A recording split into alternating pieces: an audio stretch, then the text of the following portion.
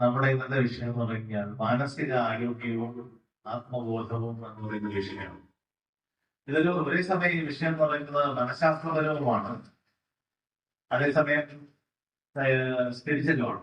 രണ്ടും കൂടെ ചേർന്നതാണ്. അതായത് ഒന്ന് മാനസികാരോഗ്യം നമ്മൾ പറയുന്നത് അർത്ഥത്തിൽ മെന്റൽ ഹെൽത്ത് എന്ന സൈക്കോളജിയിലെ ഒരു പ്രധാനപ്പെട്ട വിഷയമാണ് മെന്റൽ ഹെൽത്ത്. നമ്മുടെ ശരീരത്തിനുള്ള ആരോഗ്യം എന്നതുപോലെ തന്നെ പ്രധാനമാണ് മനസ്സിനും ആരോഗ്യം എന്നുള്ളത് പലർക്കും അറിയില്ല. ഇപ്പോഴാണ് നമ്മൾ അതിനെക്കുറിച്ച് കൂടുതൽ ബോധം വന്നുകൊണ്ടിരിക്കുന്നത്. അതായത് മുൻപൊക്കെ വിചാരിച്ചിരുന്നത് ഈ മാനസിക പ്രശ്നങ്ങളോ മാനസിക തോന്നലുകളാണ്, അതിനപ്പുറം അതിന്റെ വിഷയമല്ല, അത് രോഗമൊന്നുമല്ല, ഒരു അസുഖമൊന്നുമല്ല എന്നൊക്കെ വിചാരിക്കുന്നത്. ഇപ്പോഴാണ് ആൾക്കാർ മനസ്സിലാക്കി വരുന്നത് പല കാര്യങ്ങളും വളരെ സീരിയസ് ആയിട്ട് എടുക്കേണ്ട കാര്യങ്ങളുണ്ട്. വിഷാദ രോഗം, ആൻസൈറ്റി, ന്യൂറോട്ടിക് ഡിസീസസ്, ഹാലുസിനേഷൻസ്, വിഭ്രമബോധങ്ങൾ ഉണ്ടാവുക, കാരണം നമുക്ക് യാഥാർത്ഥ്യമില്ലാത്തത് കാണുക, കേൾക്കുക, ഇങ്ങനെയുള്ള ഒരുപാട് കാര്യങ്ങളെ പിന്നീട് ഡിവൈഡ് ചെയ്ത് ശാസ്ത്രം വളർന്നപ്പോൾ അതെല്ലാം ഓരോരോ രോഗങ്ങൾ എന്താണെന്നുള്ളതൊക്കെ കാറ്റഗറൈസ് ചെയ്ത് മുൻപ് പലപ്പോഴും അവൾ അഹങ്കാരം കാണിക്കുന്നു, അല്ലെങ്കിൽ അവന് ഭയങ്കര അഹങ്കാരമാണ്, അവനൊന്നും ചെയ്യാതെ അലസനായിരിക്കുന്നു, കുഴിമടിയനാണെന്നൊക്കെ നമ്മൾ പറഞ്ഞത് പിന്നീട് സോഷ്യൽ ഫോബിയയായിട്ടും സൊസൈറ്റിയിൽ നിന്ന് വിഡ്രോ ചെയ്യുന്ന ടെൻഡൻസി ആയിട്ടും അതുപോലെ വിഷാദം ബാധിച്ച് ഹോർമോണുകളിൽ വരുന്ന മാറ്റം ഉണ്ടാകുന്ന പ്രശ്നങ്ങളായിട്ട് നമ്മൾ മനസ്സിലാക്കി. അപ്പോ ആ മാനസികമായിട്ടുള്ള ആരോഗ്യം എന്ന് പറയുന്ന മെന്റൽ ഹെൽത്ത് എന്നുള്ളതിന്, നമ്മുടെ മെന്റൽ ഹെൽത്തിന് ആത്മാവബോധം അഥവാ സ്പിരിച്വൽ ആയിട്ടുള്ള അറിവ്, ആത്മീയമായിട്ടുള്ള അറിവ് എങ്ങനെ ഹെൽപ്പ് ചെയ്യും എന്നുള്ളതാണ് ഇന്നത്തെ നമ്മുടെ വിഷയം. ഇതാണ് നമ്മൾ ഇന്ന് സംസാരിക്കാൻ പോകുന്നത്. അപ്പൊ ഇതിനകത്ത് രണ്ട് കാര്യങ്ങളാണ് വാസ്തവത്തിനകത്തുള്ളത്. ഒന്ന് ആത്മബോധം, രണ്ട് മാനസികാരോഗ്യം. പൊതുവെ മെന്റൽ ഹെൽത്ത് എന്ന് പറയുന്നത് മെന്റലി ഇൽനെസ് ഇല്ലാത്ത അവസ്ഥ മാത്രമല്ല, അതുപോലെ തന്നെ ഇന്നത്തെ ആത്മബോധം അല്ലെങ്കിൽ ഇന്നത്തെ സ്പിരിച്വാലിറ്റി എന്ന് പറയുന്നത് ഏറ്റവും പ്രധാനപ്പെട്ട ഒരു കാര്യം എന്ന് പറഞ്ഞു കഴിഞ്ഞാൽ, കൂടുതലും നമ്മൾ ഭക്തരാണ്, നമ്മൾ ദൈവവിശ്വാസികളാണ്, അതൊക്കെ ശരിയാണെങ്കിലും നവ ആത്മീയത എന്ന് പറയുന്നത് കൂടുതലും ഒരു സെൽഫ് സെർച്ചാണ്, ഒരു സ്വയം അന്വേഷണം, സ്വയം അവബോധം, സെൽഫ് അവയർനെസ് എന്ന് പറയും. ഇത് ഇന്നും നിലയൊക്കെ തുടങ്ങിയതല്ല.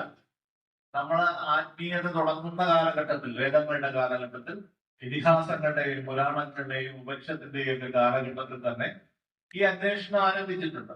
ഏറ്റവും തുടക്കത്തിലുള്ള ഋഗ്വേദം മുതൽ, ഋഗ്വേദത്തിലെ ഋക്ക് എന്ന് പറഞ്ഞ ദേവത സ്വയം പരമാത്മ സ്വരൂപിണിയായിട്ട് മാറി പറയുന്ന കാര്യങ്ങൾ തന്നെയാണ് പിന്നീട് ഭഗവത്ഗീതയിലും മറ്റുമൊക്കെ കൃഷ്ണന്റെ വെളിപ്പെടുത്തലായിട്ട് വരുന്നത്. ഋക്ക് എന്ന് പറയുമ്പോൾ ദേവത. അപ്പോ ഈ അന്വേഷണം വളരെ പട്ടയുണ്ട് അല്ലെ. മണ്ഡലോത്സവ കാലത്തില് ആൾക്കാർ വ്രതമെടുത്ത് ശബരിമലയിൽ പോകുമ്പോൾ നമ്മൾ അവിടെ പിന്നെ മല ചവിട്ടി കാട് കിടന്ന് മല കിടന്ന് അവിടെ എത്തുമ്പോൾ അവിടെ നമ്മൾ കാണുന്നത് തത്വമസി എന്നാണ് അല്ലെ. തത്വമസി, തത് ത്വം അസി, തത് ത്വം അസി. തത് എന്ന് പറഞ്ഞാൽ അത്, ത്വം നീ, അസി ആകുന്നു. അപ്പോ അത് നീ ആകുന്നു. ഏത് നീ അന്വേഷിച്ചു വന്നത്, നീ ആരെ തേടിയാണോ വന്നത്, അത് നീ തന്നെ ആകുന്നു. അത് തന്നെയാണ് നാരായണ ഗുരുവിന്റെ കണ്ണാടി പ്രതിഷ്ഠ പോലുള്ള ഒരു കാര്യം അല്ലെ. അദ്വൈതം എന്ന് നമ്മൾ പറയും. അദ്വൈതം, ദ്വൈതം എന്ന് പറഞ്ഞാൽ രണ്ട്. അദ്വൈതം, ആ പ്രിഫിക്സ് എപ്പോഴും സംസ്കൃതത്തില് നെഗറ്റീവായിട്ടാണ്. അപ്പം രണ്ടല്ലാത്ത അവസ്ഥയാണ് അദ്വൈതം. ദ്വൈതം എന്ന് പറഞ്ഞാൽ രണ്ട്, ഞാനും ഭഗവാനും അല്ലെങ്കിൽ ഞാനും പരമ്പൊരുളും രണ്ടാണ്. ഞാൻ അതിനെ പ്രാർത്ഥിക്കുന്നു. അവിടെ ഇത് ഭക്തിയോഗമാണ്. പക്ഷേ അങ്ങനെ പ്രാർത്ഥിക്കുന്ന സ്വരൂപം എന്നിൽ തന്നെ ഉണ്ടെന്നും ഞാൻ അതിന്റെ അംശമാണെന്നും ഈ അംശം തന്നെ പിന്നീട് വളർന്ന് വളർന്ന് വളർന്ന് നമ്മുടെ മാനസിക ബോധം, നമ്മുടെ പ്രകൃതിയെ അതിജീവിച്ച്, നമ്മളിലുള്ള ത്രിഗുണങ്ങളെ അതിജീവിച്ച്, നമ്മളിലുള്ള വാസനകളെയും കർമ്മസംസ്കാരത്തെയും അതിജീവിച്ച് ഇത് നമ്മുടെ ഈ മാനസികമായിട്ടുള്ള പ്രകൃതിയായിട്ടുള്ള ബോധം എന്തായിട്ട് മാറും? ആത്മബോധമായിട്ട് മാറും. അതാണ് ആത്മീയത. ആത്മീയത എന്ന് പറഞ്ഞാൽ ഒരാൾ ആത്മാന്വേഷകനായി മാറുമ്പോൾ അതിന്റെ അർത്ഥം അയാൾ ആത്മബോധത്തിൽ ജീവിക്കുകയായിരുന്നു. ആത്മബോധത്തിൽ ജീവിക്കുന്നതും മാനസിക ബോധത്തിൽ ജീവിക്കുന്നതും തമ്മിലുള്ള വ്യത്യാസം വളരെ ക്ലിയർ ആണ്. നമ്മുടെ സ്വഭാവത്തിൽ ജീവിക്കുന്നതാണ് മാനസിക ബോധത്തിലുള്ള ജീവിതം. സ്വഭാവം, പ്രകൃതി ലയം എന്നൊക്കെ പറയും. പ്രകൃതി, എന്റെ പ്രകൃതി, ബൈ നാച്ചർ. ആ നാച്ചറിൽ ജീവിക്കുന്നതാണ് നമ്മുടെ സ്വഭാവത്തിലുള്ള ജീവിതം. ആത്മബോധത്തിൽ ജീവിക്കുക എന്ന് പറയുന്നത് ഒരു പരിണാമമാണ്, ഒരു എവല്യൂഷനാണ്. ആ എവല്യൂഷനിലോട്ട് പോകുമ്പോൾ നമ്മുടെ കർമ്മ സംസ്കാരം നമ്മുടെ പ്രതികരണങ്ങളെ ബാധിക്കുന്നില്ല. ജീവിതത്തിലെ ഒരുപാട് സാഹചര്യങ്ങൾ ഉണ്ടാവും. ആ സാഹചര്യങ്ങൾ ഓരോ സംഭവങ്ങൾ ഉണ്ടാവും. ഈ സംഭവങ്ങളോട് നമ്മൾ പ്രതികരിക്കുന്നത് നമ്മൾ സാധാരണഗതിയിൽ നമ്മുടെ സ്വഭാവത്തിൽ നിന്നായിരിക്കും, അല്ലെ, നമ്മുടെ പ്രകൃതത്തിൽ നിന്നായിരിക്കും. പക്ഷെ അതിൽ നിന്ന് മാറി ആത്മബോധത്തിൽ നിന്ന് എപ്പോഴാണോ പ്രതികരണം ഉണ്ടാകുന്നത്, ആത്മബോധമാണ് എല്ലാത്തിനെയും കൺട്രോൾ, പ്രകൃതിയല്ല, അഹംബോധവുമല്ല. അപ്പോ ഒരു ഒറ്റ വാക്കിൽ പറഞ്ഞാൽ നമുക്ക് ആത്മീയതയെ അഹംബോധത്തിൽ നിന്നും ആത്മബോധത്തിലേക്കുള്ള ഒരു പ്രയാണമായിട്ട്, ഒരു ആത്മീയ അന്വേഷണത്തെ, സാധനയെ എല്ലാം നമുക്ക് ഡിഫൈൻ ചെയ്യാൻ പറ്റും. മനസ്സിലാകുന്നതാണ് കരുതുന്നത്. അതായത് നമ്മുടെ അഹംബോധം അഥവാ ഈഗോ കോൺഷ്യസ്നസ്, ഞാൻ എന്നുള്ള ഭാവം, ഞാൻ, എന്റെ ബന്ധങ്ങൾ, എന്റെ അറിവ്, എന്റെ രാജ്യം, എന്റെ ഇതിലുള്ള വായനാവട്ടം, ഇതിലൂടെയൊക്കെ ഉണ്ടായിരിക്കുന്ന അഹംബോധത്തെ ആത്മബോധമായിട്ട് പരിണമിപ്പിക്കുന്നതാണ് ആത്മീയത. അതിനാണ് നമ്മുടെ ഉപനിഷത്തുക്കളെല്ലാം നമ്മളെ പഠിപ്പിച്ചത്. എങ്ങനെ ഇതിനെ ആത്മബോധത്തിലേക്ക് പരിണമിപ്പിച്ചത്. എന്താണ് ആത്മബോധത്തിലോട്ട് പരിണമിക്കപ്പെടുന്നത്? നമ്മുടെ ഈ മനസ്സ് തന്നെയാണ്. അല്ലാതെ നമ്മളെ കയറി പോകുമ്പോൾ അവിടെ ആത്മാവിരിക്കുകയല്ല. ഈ മനസ്സ് തന്നെയാണ് വിവർത്തനം ചെയ്ത്, ചിത്തം തന്നെയാണ് രൂപം മാറി ആത്മാവായിട്ട് മാറുന്നത്. ഈ ചിത്തം തന്നെയാണ് രൂപം മാറി മറ്റൊരു ജലം ഓരോരോ പാത്രത്തിൽ കൊണ്ട് വയ്ക്കുമ്പോൾ ആ രൂപം പ്രാപിക്കുമല്ലോ, അല്ലേ? ജലം ഒരു പരന്ന പാത്രത്തിൽ വെച്ചാൽ പരന്ന രൂപത്തിൽ വരിക്കും. അല്ലാതെ വേറൊരു രൂപത്തിൽ, സിലിണ്ടർ രൂപത്തിലുള്ളതാണെങ്കിൽ ആ രൂപത്തിൽ വരും. അതുപോലെ തന്നെ മനസ്സിന് ഒരു മൃഗബോധമായിട്ട് താഴാൻ കഴിയും, ഒരു പിശാചിന്റെ ബോധമായിട്ടും താഴാൻ കഴിയും, ഒരു ഒരു ദേവബോധമായിട്ട്, ഒരു ദേവതയുടെ ബോധമായിട്ടൊരു, അല്ലെങ്കിൽ ഒരു ഗോഡ്ലി കോൺഷ്യസ്നെസ് ആയിട്ട്, ഒരു സൂപ്പർ ഹ്യൂമൻ കോൺഷ്യസ് ആയിട്ടല്ല ഉയരാനും സാധിക്കും. നമ്മള് അപ്പോ ഞാൻ ചെറിയൊരു ഉദാഹരണം പറയാം. സ്വാമി വിവേകാനന്ദൻ ഈ ചിക്കാഗോ പ്രസംഗത്തിന്റെ ഭാഗമായിട്ട് അമേരിക്കയിൽ പോകുന്ന സമയത്ത് സ്വാമി വിവേകാനന്ദൻ ഒരു ട്രെയിനിൽ യാത്ര ചെയ്യുകയാണ്. അപ്പൊ ഇദ്ദേഹം വളരെ നല്ല വിഭാഗം, കാണാൻ നല്ല ഭംഗിയാണ്, അരോഗഘടകാത്മനാണ്. അതേസമയം ഒരു കാവി വസ്ത്രമൊക്കെ ഇട്ടുകൊണ്ട് അമേരിക്കയിലെ ഒരു ട്രെയിനിലേക്ക് യാത്ര ചെയ്യുമ്പോൾ സ്വാഭാവികമായിട്ടും ഒരു കൗതുകം തോന്നി. അദ്ദേഹത്തിന്റെ ഓപ്പോസിറ്റ് ഇരുന്ന 2-3 കോളേജ് വിദ്യാർത്ഥിനികൾ ചോദിച്ചു. അതിലൊരാൾ ചോദിച്ചു, are you coming from India? തിരിച്ചു. അപ്പോ yes, I am from India. So are you a monk? ഒരു സന്യാസിയാണോ? Yes. Are you a yogi? Yes, I am a yogi. അപ്പോ അടുത്ത് അവർ വിചാരിച്ചു ഇദ്ദേഹത്തെ എന്തായാലും ഒന്ന് കളിയാക്കാം. ഇന്ത്യ പോലൊരു അപരിഷ്കൃത രാജ്യത്തിൽ നിന്ന് വരുന്ന ഒരാളാണ്, ഒന്ന് കളിയാക്കി കളയാമെന്ന് വിചാരിച്ച് അതിലൊരാൾ ചോദിച്ചു, so I heard that the people who are the yogis who are living in India, all of them are brahmacharis. They never married. Yes, Vivekananda മനസ്സിലായി കളിയാക്കാനുള്ള പരിപാടിയാണെന്ന്. ഞാൻ പറഞ്ഞു, ഓക്കെ, അതെ, സാധാരണ ബ്രഹ്മചാരികളായിട്ടുള്ള ഇന്ത്യൻ സന്യാസിമാർ വിവാഹം ചെയ്യാറില്ല. അപ്പൊ അതിന് അടുത്ത നമ്പർ ഇട്ടു, ഇതും ഞങ്ങൾ കേട്ടിട്ടുണ്ട്, നിങ്ങൾ എന്താവശ്യപ്പെട്ടാലും വരം കൊടുക്കുന്നത് പോലെ നിങ്ങൾക്കത് ആളുകൾക്ക്, ഭക്തന്മാർക്ക് കൊടുക്കാൻ സാധിക്കും. നിങ്ങളുടെ വാക്കുകളൊക്കെ വരെ അരുൾ വാക്കുകളാണ്. So whatever you are going to ask they can provide എന്നുള്ളത് ഞങ്ങൾ കേട്ടിട്ടുണ്ട്. ഇത് ശരിയാണോ? അതായത് നിങ്ങളോട്, സന്യാസിമാരോട് അല്ലെങ്കിൽ മഹർഷിമാരോടൊക്കെ നമ്മൾ വരം ചോദിച്ചു കഴിഞ്ഞാൽ കിട്ടും എന്ന് പറയുന്നത് ശരിയാണോ എന്ന് ചോദിച്ചു. വിവേകാനന്ദൻ പറഞ്ഞു, യെസ്, ഇറ്റ് ഈസ് ട്രൂ. അപ്പൊ അതിൽ ഒരു കുട്ടി, ഒരു സ്ത്രീ ചോദിച്ചു, okay, so I am going to ask you something, can you give me? അപ്പൊ യെസ്, എന്താണ്? എന്തെങ്കിലും ഞാൻ ചോദിച്ചാൽ ഒരു എനിക്ക് തരുമോ എന്ന് ചോദിച്ചു. വിവേകാനന്ദൻ അതിന് യെസ് എന്ന് പറഞ്ഞു. അപ്പോഴാണ് ഇവര് കുലുക്കി, എന്താണ്? I need a son from you. എനിക്ക് നിങ്ങളിൽ നിന്നൊരു മകനെ വേണം. അപ്പൊ സന്യാസിമാർ വിവാഹം ചെയ്യാൻ പാടില്ലല്ലോ. അമേരിക്കൻസ് ആണല്ലോ, അവർക്ക് എന്തൊക്കെ ചോദിക്കാം. ലൈസൻസ് ഇല്ലാത്ത നാവായതുകൊണ്ട് that woman asked, I need a son from you. നിങ്ങളിൽ നിന്ന് എനിക്കൊരു മകനെ വേണമെന്ന് പറഞ്ഞു. But Vivekananda was not surprised, he was not confused. He has given an amazing answer, a wonderful answer. ഞാനത് കർമ്മ സംസ്കാരത്തിന്റെ ഭാഗമാണ് എന്ന് പറയാൻ കാരണം ഈ വിവേകാനന്ദൻ കൊടുത്ത ഉത്തരമാണ്. വിവേകാനന്ദൻ എന്ത് ചെയ്തു? എന്റെ സാഫ്രോൺ തൊപ്പി ആ തലക്കെട്ടെടുത്ത് മാറ്റി വെച്ചിട്ട് എഴുന്നേറ്റ് അവരുടെ കാല് തൊട്ട് തൊഴുതിട്ട് പറഞ്ഞു, my mother, here is your sun. ഒരു സന്നനല്ലേ വേണ്ടത് അല്ലേ? അപ്പൊ അമ്മേ, ഇതാ അമ്മയ്ക്കൊരു മകനെ കിട്ടിയിരിക്കുന്നു. അപ്പൊ ഇത് ഈ രീതിയിൽ ഒരു ചിന്ത വരണമെന്നുണ്ടെങ്കിൽ ഒരു കർമ്മ സംസ്കാരം, അതിനെ ആധാരമായിട്ടുള്ള രീതിയിൽ വളർന്ന ഒരു കർമ്മ സംസ്കാരം ഉണ്ടാക്കി. ആ കർമ്മ സംസ്കാരം ഉള്ളവർക്ക് മാത്രമേ അങ്ങനെ ഒരു ഉത്തരം പ്രതീക്ഷിക്കാൻ പറ്റൂ. ആ 3 വിദ്യാർത്ഥിനികളും പിന്നെ വിവേകാനന്ദന്റെ ശിഷ്യന്മാരായി മാറി എന്നുള്ളതാണ് പിന്നീടുണ്ടായ ചരിത്രം. അപ്പോ ഇതുപോലെ നമുക്ക് ഓരോരുത്തർക്കും ഓരോ കർമ്മ സംസ്കാരമുണ്ട്. ആ കർമ്മ സംസ്കാരവും നമ്മുടെ സ്വഭാവവുമായിട്ട് വളരെയേറെ ബന്ധമുണ്ട്. നമ്മൾ നേരത്തെ പറഞ്ഞ മാനസികാരോഗ്യവും ഇതുമായിട്ട് എങ്ങനെ ബന്ധപ്പെടുത്തുന്നു വെച്ചാൽ, ആത്മീയതയ്ക്ക് സ്ഥിരമായിട്ട് നിങ്ങൾ കേട്ടിട്ടുള്ള ഒരു വാക്കാണ് സ്വധർമ്മം, അല്ലേ? ഭഗവത്ഗീതയിലെ തുടക്കത്തിൽ തന്നെ കൃഷ്ണൻ പറയുന്നു, സ്വധർമ്മം അനുഷ്ഠിക്കുക. അപരധർമ്മം നിന്റെ ധർമ്മത്തെക്കാൾ ശ്രേഷ്ഠമാണെങ്കിലും നീ സ്വധർമ്മം അനുഷ്ഠിച്ചാൽ മതി, നീ നിന്റെ ഡ്യൂട്ടി ചെയ്താൽ മതി. സ്വധർമ്മം സ്വഭാവത്തിന് അനുസൃതമായിരിക്കണം. അപ്പൊ നമ്മൾ നമ്മുടെ ജീവിതത്തിൽ ചെയ്തുകൊണ്ടിരിക്കുന്ന കർമ്മങ്ങൾ നമ്മുടെ സ്വധർമ്മമാണെങ്കിൽ നമുക്ക് ഒരിക്കലും ബോറടിക്കുകയില്ല, വിഷാദം വരില്ല, നമുക്ക് ഡിപ്രഷൻ വരില്ല, നമുക്കൊരു പ്രശ്നം ഉണ്ടാവില്ല, നമ്മുടെ ജീവിതത്തിൽ ഒന്നും ലാഗ് ചെയ്യില്ല. ഞാൻ ചെയ്യുന്നത് എന്റെ സ്വധർമ്മമാണ് എന്നുള്ള ബോധം ഉണ്ടാക്കി. അതേസമയം ഞാൻ ചെയ്യുന്നത് വേറെ ആരുടെയും ധർമ്മമാണ്, ഒരു അപരധർമ്മമാണ് ഞാൻ ചെയ്തുകൊണ്ടിരിക്കുന്നത്.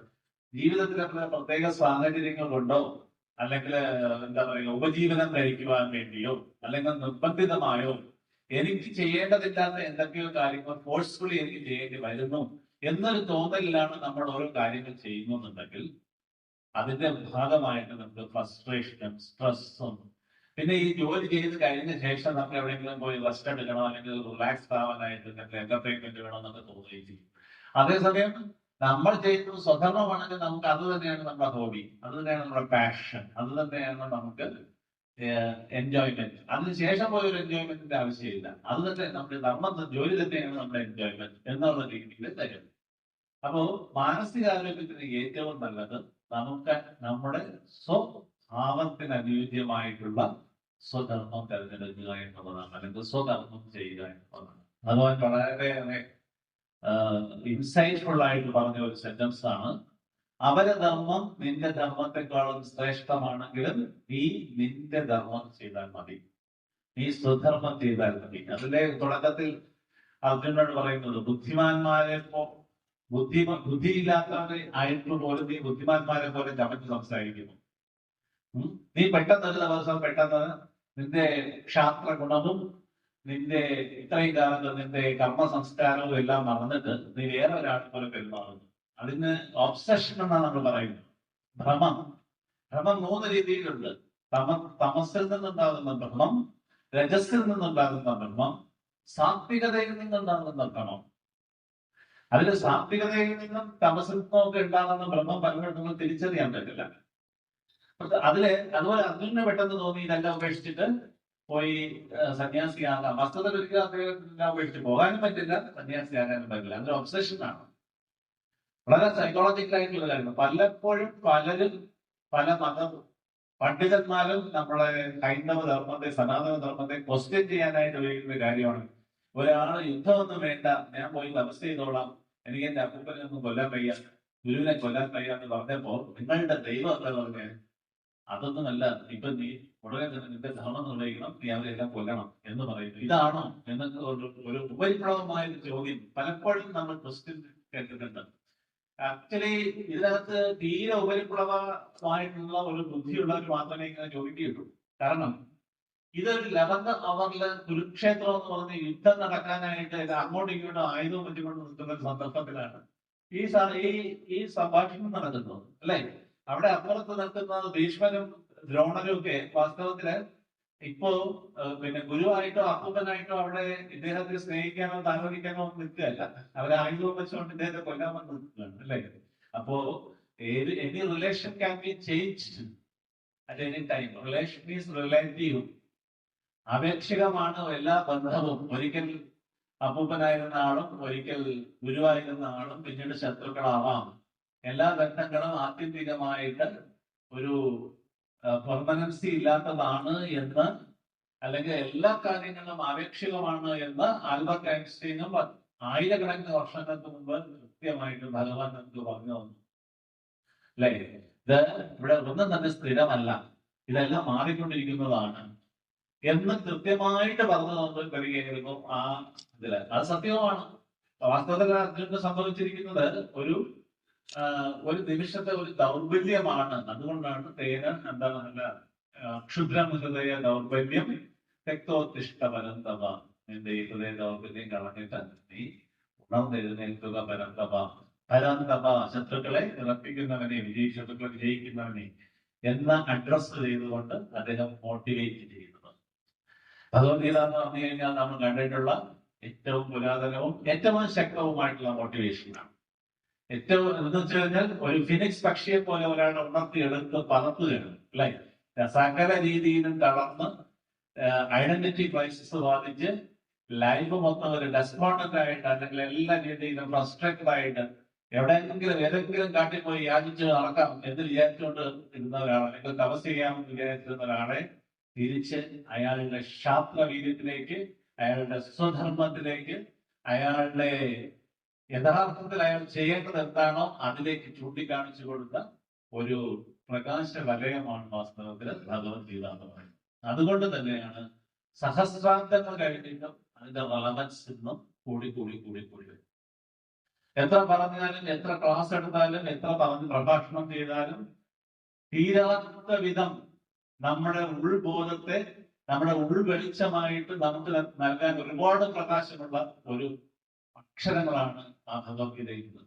ഇപ്പൊ ഞാൻ ഒരു ഉദാഹരണം പറഞ്ഞു കഴിഞ്ഞാൽ, ഭഗവാൻ പറയുന്നു എവിടെയെല്ലാം ചൈതന്യത്തിന്റെ അംശമുണ്ടോ, എവിടെയെല്ലാം ദൈവികാംശമായിട്ട് ചൈതന്യത്തിന്റെ അംശം നിങ്ങളിൽ ആരിലെല്ലാം നിലനിൽക്കുന്നുവോ അവിടെയെല്ലാം എന്റെ സാന്നിധ്യമുണ്ട്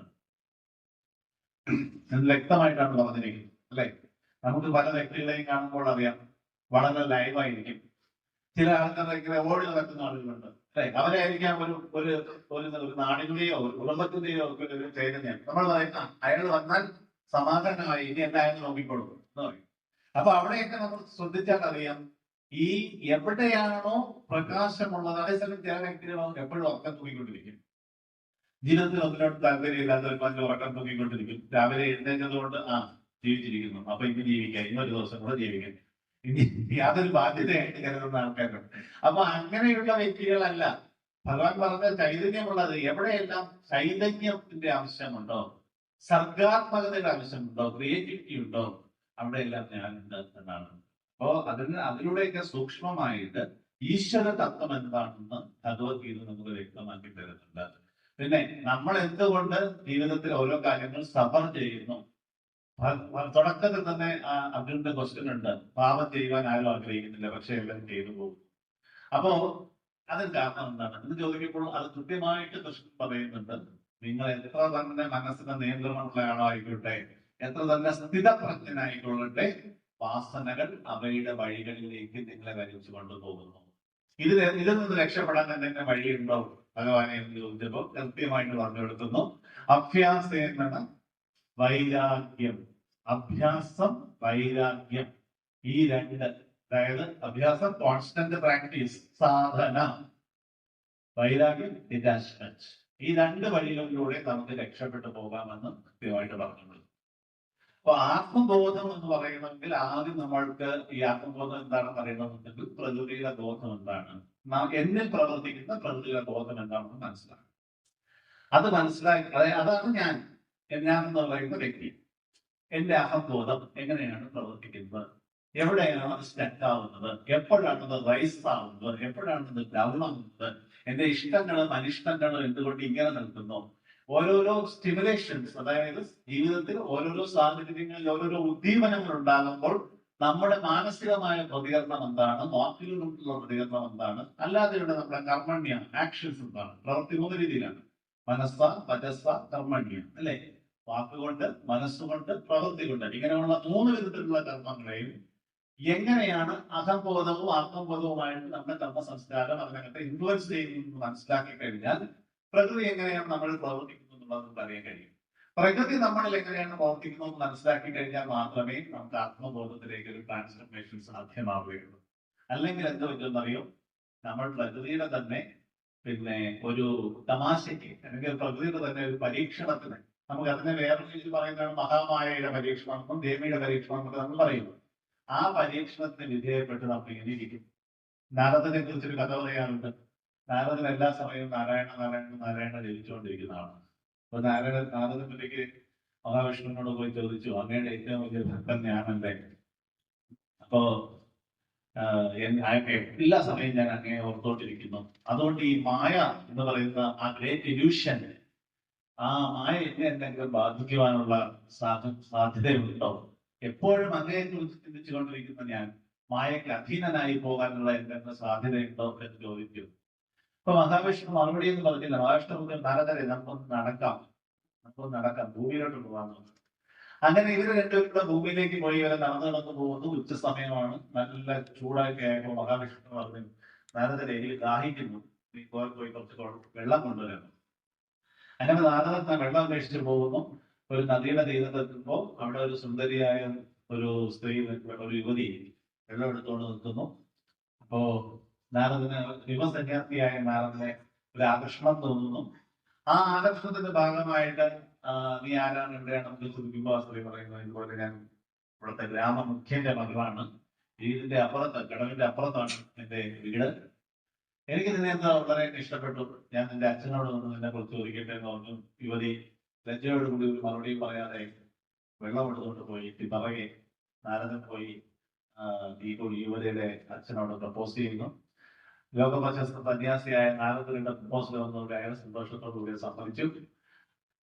വളരെ ഭംഗിയായിട്ട് അവിടെ വിവാഹമൊക്കെ നടന്ന് അവിടെ മഹാവിഷ്ണുവിടെ വെള്ളം കാത്തിരിക്കുകയാണ്. ഇത് സ്റ്റോറി കൊണ്ട് സിംബോളിക്കാണ്.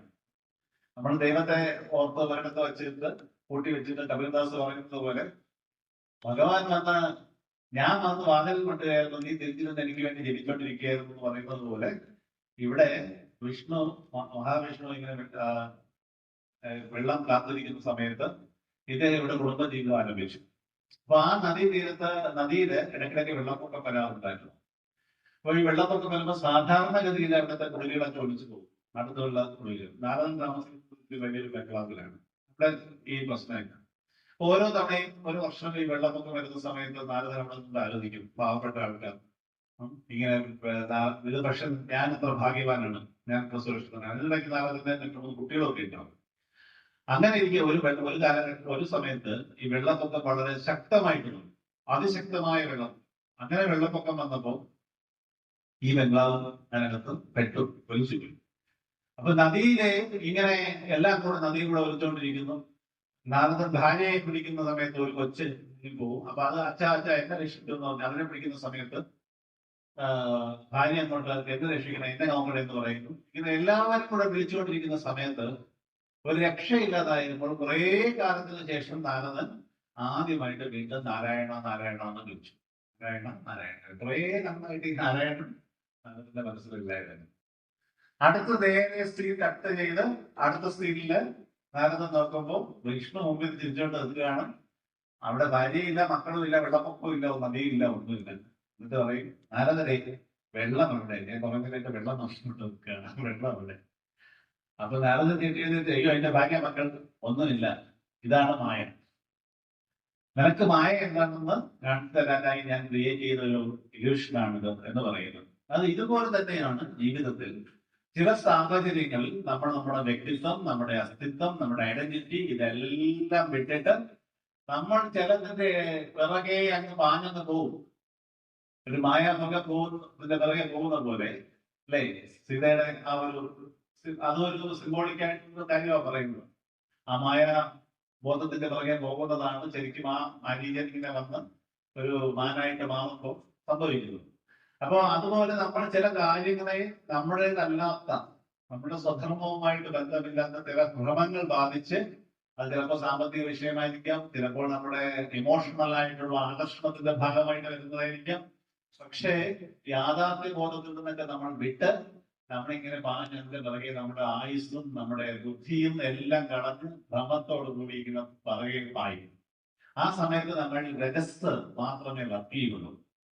നമ്മളുടെ സാത്വികതയോ മറ്റൊന്നുമില്ല, രജസ് എന്ന് പറയുന്ന ഗുണം മാത്രം വർക്ക് ചെയ്യും. അപ്പൊ അതിങ്ങനെ നമ്മളെ പുഷ് ചെയ്തുകൊണ്ടേയിരിക്കും, അതിനോട്ട് തന്നെ പൊക്കോണ്ടിരിക്കുകയും.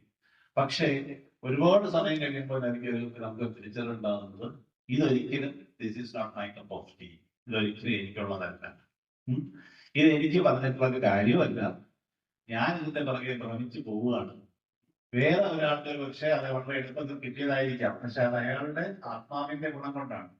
എന്റെ ആത്മാവ് വേറെയാണ്, അല്ലെ? അപ്പൊ അതിനെ മനസ്സിലാക്കുക. ഞാൻ വീണ്ടും അതിലോട്ടാണ് വരുന്നത്.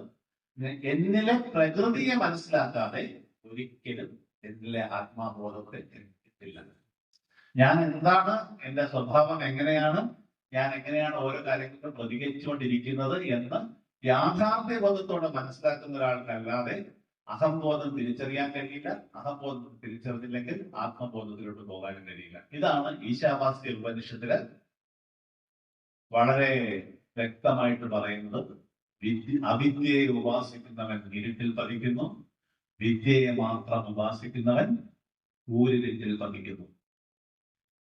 അവിദ്യയെ എനിക്ക് തെറ്റിയതല്ല. അവിദ്യയെ ഉപാസിക്കുന്നവൻ ഇരുട്ടിൽ പതിക്കുന്നു, വിദ്യയെ മാത്രം ഉപാസിക്കുന്നവൻ ഊരിരുട്ടിൽ പതിക്കുന്നു. അവിദ്യയെയും വിദ്യയെയും ഒരുമിച്ച് ഉപാസിക്കുന്നവൻ അവിദ്യ കൊണ്ട് മൃത്യുവിനെ തിരിച്ചറിഞ്ഞ് വിദ്യ കൊണ്ട് അമൃതത്വം പ്രാപിക്കുന്നു. വിദ്യയാം അമൃതമസ്മൃതേ. എന്തുകൊണ്ടാണ് ഈ പറഞ്ഞിരിക്കുന്നത്? അതായത് ഭൗതികതയെ, അവിദ്യ എന്ന് പറഞ്ഞാൽ ഭൗതികത, വിദ്യ എന്ന് പറഞ്ഞാൽ ആത്മീയത. ഭൗതികതയെ നേരാവണ്ണം തിരിച്ചറിയാതെ ആത്മീയതയെ ഭ്രമം ബാധിച്ചു പോകുന്ന ആൾക്കാർ വാസ്തവത്തിൽ ഭൗതികതയിലുണ്ടാകുന്ന ഇരുട്ടിനെക്കാളെ വലിയ ഇരുട്ടിൽ പോയി വീഴുമെന്ന് പറയും. ഇത് രണ്ടും അറിയണം. കാരണം എന്താണ് ഇംപെർമനൻസി, എന്താണ് അസ്ഥിരത എന്നുള്ളത് അറിഞ്ഞിട്ട് വേണം സ്ഥിരത എന്താണെന്ന് അറിയാം. അസ്ഥിരത നമ്മളുടെ ഉള്ളിലെ പ്രകൃതിയാണ്. ഇന്ന് നമ്മൾ ഇങ്ങനെ ഇതിപ്പോ തുടങ്ങുന്ന സമയത്ത് നിങ്ങൾക്ക് ഉണ്ടായിരുന്ന എനർജി ലെവലായിരിക്കില്ല ചിലപ്പോ ഇപ്പോ. ചിലപ്പോ ഇത് തുടങ്ങുന്ന സമയത്ത് ഒരാള് ഇത് ശ്രദ്ധിച്ചൊരു ഹാഫ് മൈൻഡോടെ പാട് മനസ്സോടെ ആയിരിക്കും ശ്രദ്ധിച്ചുകൊണ്ടിരുന്നത്. ഇപ്പോ ചിലപ്പോൾ അതിന്റെ എനർജി ഫുള്ളായിരിക്കും, അവരുടെ ഊർജം ഫുള്ളായിരിക്കും, അവരുടെ ഒബ്സർവേഷൻ പവർ, ഗ്രാഹ്യശക്തി പൂർണ്ണമായിരിക്കും. മറ്റൊരാൾ ഇത് തുടങ്ങുന്ന സമയത്ത് ചിലപ്പോൾ വളരെ ശക്തമായിട്ട് ശ്രദ്ധിച്ചുകൊണ്ടിരുന്നതാണ്, ഇപ്പൊ അവരുടെ എനർജി ലെവൽ ഡൗൺ ആയിരിക്കും. രജസിനെ കുറിച്ച് പറയുന്നത് എങ്ങനെയാണ്? നിങ്ങളൊരു കാര്യം വളരെ സ്ട്രോങ് ആയിട്ട് തുടങ്ങിയിട്ട് ആഗ്രഹത്തിന്റെ ഭാഗമായിട്ട് വളരെ ശക്തമായിട്ട് ഒരു കാര്യം തുടങ്ങും. ദിവസം കഴിയുന്നതോറും താല്പര്യം കുറഞ്ഞു പിന്നെ അതില്ലാതായി നമ്മൾ ആ കാര്യത്തെ കുറ്റം പോകുന്നതാണ് രജസിന്റെ രീതി. പക്ഷെ നമ്മളിൽ സാത്വികമായ അംശമാണ് കൂടുതലുള്ളതെങ്കിൽ നമ്മൾ എന്ത് ചെയ്യും? തുടങ്ങുന്നതിന് ചിലപ്പോൾ കുറച്ച് സ്ലോയിലായിരിക്കും, പക്ഷെ slow and study will win the race എന്ന് പറയുന്ന പോലെ സ്ലോലി നമ്മൾ വിജയിച്ച് മുകളിലോട്ട് ഇട്ടിരിക്കും. അതാണ് സാത്വികം. ഈ ഇവിടെ ഇരിക്കുന്ന എല്ലാ വ്യക്തികളും രജസിന്റെയും തമസിന്റെയും സാത്വികതയുടെയും ഓരോ പ്രപ്പോർഷനിൽ ഇരിക്കുന്നത്. ആ പ്രപ്പോർഷനാണ് അവരുടെ ചിന്തകൾ ധരിക്കുന്നത്. അപ്പൊ നിങ്ങളുടെ താമോഗുണം കൂടുതലിരിക്കുന്ന വ്യക്തി എല്ലാ കാര്യങ്ങളും പ്രൊക്രാസ്റ്റിനേറ്റ് ചെയ്യും. എന്ന് വെച്ച് കഴിഞ്ഞാൽ എല്ലാം താമസിപ്പിക്കും. പിന്നെ ചെയ്യാം, നാളെ ചെയ്യാം, മറ്റന്നാൾ ചെയ്യാം, കുറച്ച് കഴിഞ്ഞിരുന്നേക്കാം, കുറച്ചു നേരം കൊണ്ട് കിടക്കാം, അതിന് സമയമുണ്ടല്ലോ, ഇങ്ങനെ കുത്തിത്തള്ളി മാറ്റിക്കൊണ്ടു. രജസാണ് ഡോമിനേറ്റ് ചെയ്യുന്നുണ്ടെങ്കിൽ എത്ര ചെയ്താലും മതിയാവില്ല. അത് കിട്ടിയാൽ ഇത് കിട്ടിയാലും കുഴപ്പമില്ല, ഇന്ന് 2 മണിക്കൂർ കൂടെ വർക്ക് ചെയ്താൽ ഇതും കൂടെ കിട്ടുമല്ലോ. ഇങ്ങനെ ഒരു ബാലൻസ് ഇല്ലാത്ത രീതിയിൽ അവർ കർമ്മങ്ങൾ ചെയ്തുകൊണ്ടേയിരിക്കും. അവരുടെ അഹംബോധത്തെ അവർ തൃപ്തിപ്പെടുത്തിക്കാനായിട്ട് അവർ ഇങ്ങനെ പ്രവർത്തിച്ചുകൊണ്ടേയിരിക്കും, ഹാർഡ് വർക്ക് ചെയ്യും. പക്ഷെ വലിയ രീതിയിൽ അഹത്തേക്കായിരിക്കും. എന്റെ തലയുടെ മുകളിലൂടെയാണ് ഈ ലോകം മുഴുവൻ ഓർബിറ്റ് ചെയ്യുന്നത് എന്നുള്ള രീതിയിലായിരിക്കും പറയുക, വിചാരിക്കുക. ഞാൻ ഇല്ലെങ്കിൽ എല്ലാം ഒന്നുമില്ല നമ്മളുടെ. സാത്വികതയിൽ വരുമ്പോൾ അങ്ങനെയല്ല. സാത്വികതയിൽ വരുമ്പോൾ ഈ രണ്ട് ഗുണങ്ങളെക്കാളും ശ്രേഷ്ഠമാണ് സാത്വികത. അതുകൊണ്ട് തന്നെ അവർ കർമ്മങ്ങൾ ചെയ്യും, പക്ഷെ ബാലൻസ്ഡ് ആയിരിക്കും.